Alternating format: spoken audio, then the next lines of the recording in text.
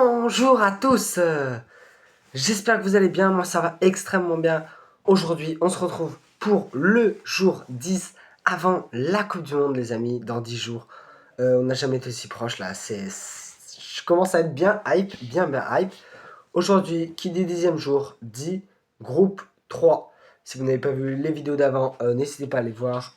J'ai fait le groupe A, le groupe B, aujourd'hui c'est le groupe C avec le Brésil, le Maroc, Haïti et l'Écosse. C'est parti. Alors, dans ce groupe C, déjà, on retrouve évidemment le Brésil. Le Brésil qui est une nation iconique du football. 6 fois championne du monde, comme je le disais. Qui sont qualifiés facilement, mais sans trop. Donc, ils sont dans la zone Amérique Sud. Donc, ils étaient à 8 points de pas se qualifier. Bon, ça va, ils ont fait 5e. C'est une qualification qui est assez facile quand même pour des pays comme le Brésil là-bas. Donc, ouais, ça va. Leur dernière Coupe du Monde, évidemment, c'était au Qatar en 2022, où ils ont fait quart de finale, cette défaite contre la Croatie, alors qu'ils ont pu affronter leurs ennemis jurés, l'Argentine, en demi-finale. Et si on doit parler de cette équipe brésilienne, voilà, je pense qu'on sait tous, si on parle des joueurs, on a évidemment Vinicius Junior, le joueur du Real Madrid, même s'il ne fait pas sa meilleure saison, ça reste Vinicius. On a Cunha, qui fait une des meilleures saisons de sa vie, le joueur de Manchester United, qui est excellent. On a, évidemment, on a le Neymar Junior, peut-être qu'il n'est pas à son meilleur niveau, mais le peuple le réclamait, le peuple a eu Neymar Junior, donc grand bravo à ce joueur. Oui, c'est une équipe qui a beaucoup de talent. Après, est-ce qu'elle sera au niveau? Tout reste à voir. Tout reste à voir. Ensuite, le Maroc. Donc, le Maroc qui s'est qualifié facilement dans la zone Afrique. Donc, dans les premiers. Si on parle de la dernière Coupe du Monde, ils ont fait demi-finale, donc ce qui est le record en Afrique. Elle était plutôt réussie. Après, entre-temps, il y a eu la CAN, il y a eu ces histoires. On sent que le niveau il a un peu baissé. Mais ça reste quand même une très très belle équipe marocaine.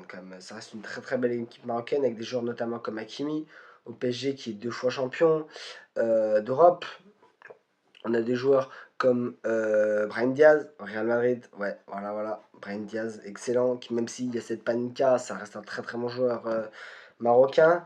Après, j'ai vu la sélection. Ils n'ont pas sélectionné Sofiane Bouffal et Bounou, qui étaient 2 éléments importants de cadre du vestiaire marocain, qui pour moi va les faire perdre, à mon avis. Je pense que ces 2 cadres avaient besoin de rester, même s'ils commençaient à avoir de l'âge, avaient besoin de rester.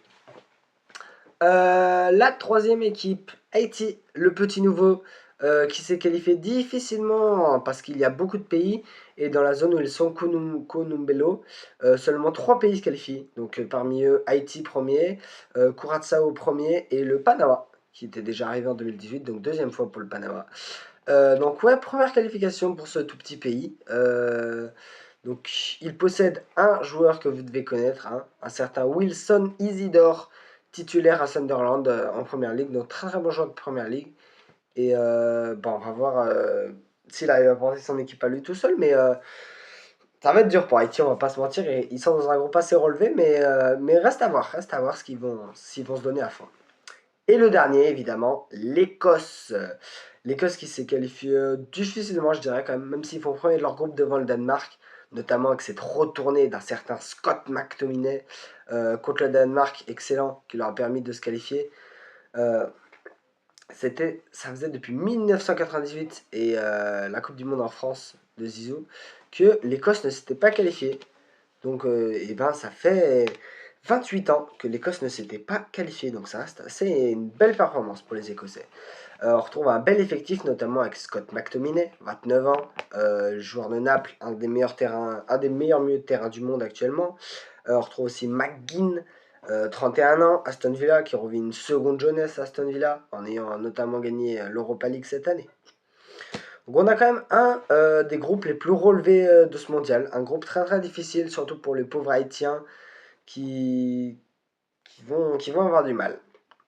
Si on doit parler du match à suivre, pour moi, ça sera un Brésil-Écosse.